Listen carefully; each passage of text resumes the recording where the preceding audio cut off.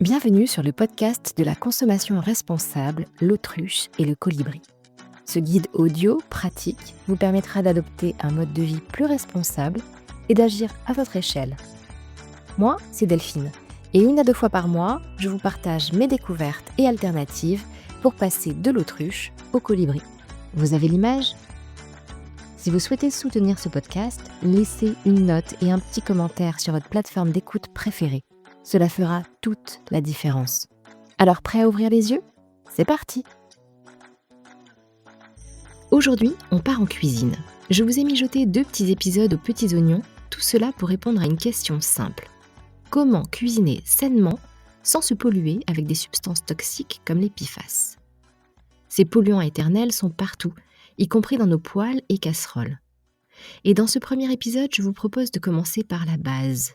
Dans quelques minutes, vous saurez comment on en est arrivé à devoir nous méfier de nos ustensiles de cuisine. Dans l'épisode qui suivra, je vous proposerai des alternatives pour cuisiner sans risque et sans se poser trop de questions. Vous n'êtes pas sans savoir que l'année 2024 a été une année qui a fait couler beaucoup d'encre sur les PFAS. Mais les PFAS, qu'est-ce que c'est ? Je vous propose d'en parler pour comprendre les enjeux qui se jouent ici et surtout pour notre santé. Le sujet a été traité plusieurs fois, mais on va commencer par le commencement.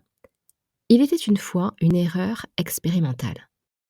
C'est souvent le cas d'ailleurs.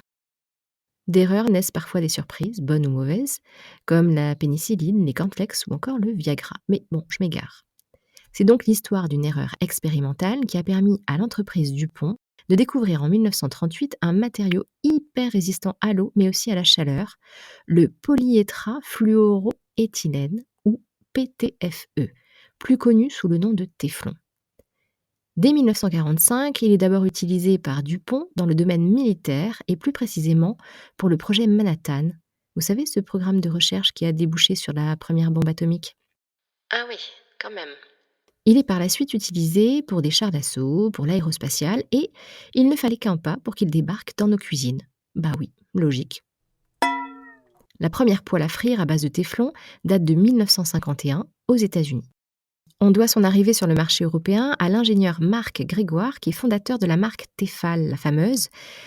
Tefal, contraction de téflon et d'aluminium. Pour ceux qui ne l'avaient pas, c'est cadeau. Cela date de 1956. La poêle Tefal, la poêle qui n'attache jamais. Bon, c'était le slogan de la marque à son lancement. Assez vendeur pour le coup.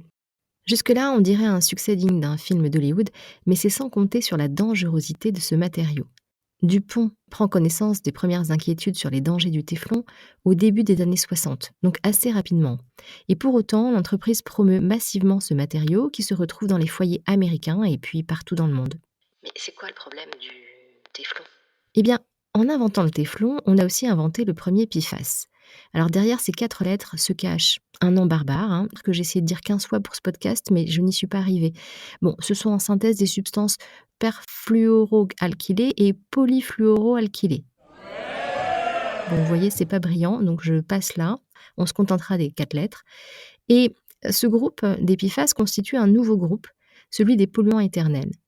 Alors, le nom serait presque poétique, finalement, s'il n'était pas assez flippant pour le coup. C'est la stabilité de leur liaison carbone-fluor qui font que les PFAS sont des substances ultra résistantes, persistantes, bioaccumulables et très difficiles à éliminer. Depuis leur création, ils s'accumulent dans l'environnement, dans nos organismes, principalement via les aliments et l'eau que nous ingérons, mais également l'air et les poussières que nous respirons. En fait, la pollution se fait dès la fabrication de ces produits, où les PFAS sont relargués dans l'air et dans l'eau, eau qui ruisselle jusqu'à nos nappes phréatiques, et l'eau que l'on boit, les aliments que nous mangeons peuvent être déjà pollués. À cela, on vient utiliser des ustensiles qui contiennent ces matériaux et qui exposent à nouveau notre organisme à ces polluants. Alors le saviez-vous, on a retrouvé des traces de PFAS dans l'eau du robinet de certaines régions de France. Bon, je vous mets dans les notes de cet épisode le lien pour consulter les communes incriminées. Et dès 2026, des tests de détection des PFAS sur les réseaux d'eau potable deviendront obligatoires en France. Alors certaines communes ont commencé à faire des tests et vous pouvez vous renseigner auprès de vos communes. On parle des dangers des PFAS, mais quels sont-ils ? Eh bien, on parle d'hypercholestérol, de cancer des testicules, du rein, du sein, de diabète, de maladies cardiovasculaires, de retard sur les embryons. Les conséquences sont aussi nombreuses que dangereuses et ont été démontrées. Parmi les PFAS les plus connus et pointés du doigt, le téflon bien sûr, mais aussi le PFOA et le PFOS. S'y est rajouté le PFHXS, acide perfluorohexane sulfonique, tiens, celui-là il est facile, et bon, bien d'autres encore. Car depuis la découverte du téflon, plus de 12 000 substances chimiques auraient été créées autour de cette fameuse liaison hyper stable, et on retrouve ces polluants éternels partout. Des cosmétiques waterproof aux vêtements imperméables, en Gore-Tex, aux emballages alimentaires, dans nos ordinateurs, dans le domaine médical et bien sûr aussi dans nos poêles alimentaires.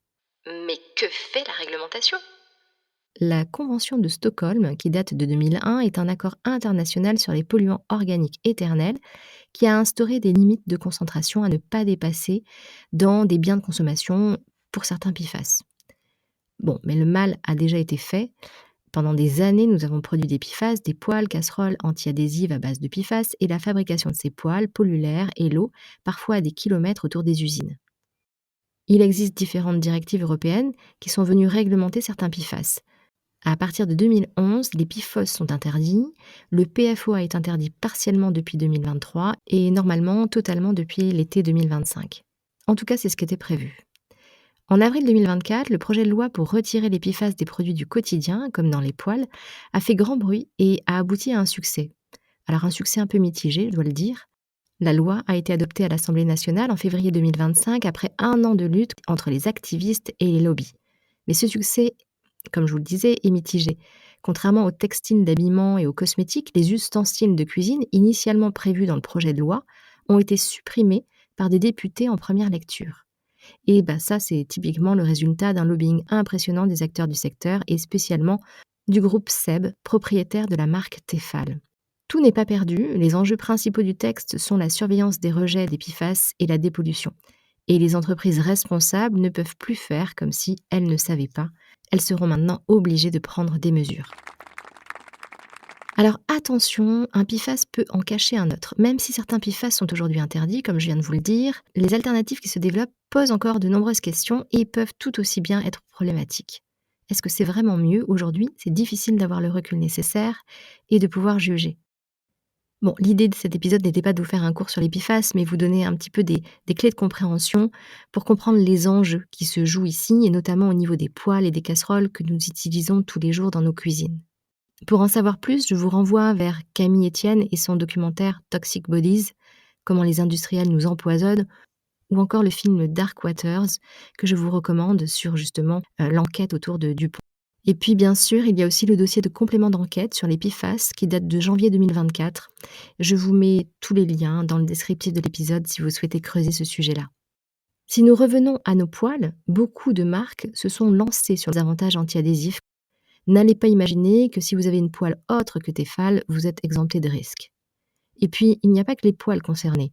Ces matériaux se retrouvent aussi dans les casseroles, dans des moules à gâteaux, voire dans certains robots.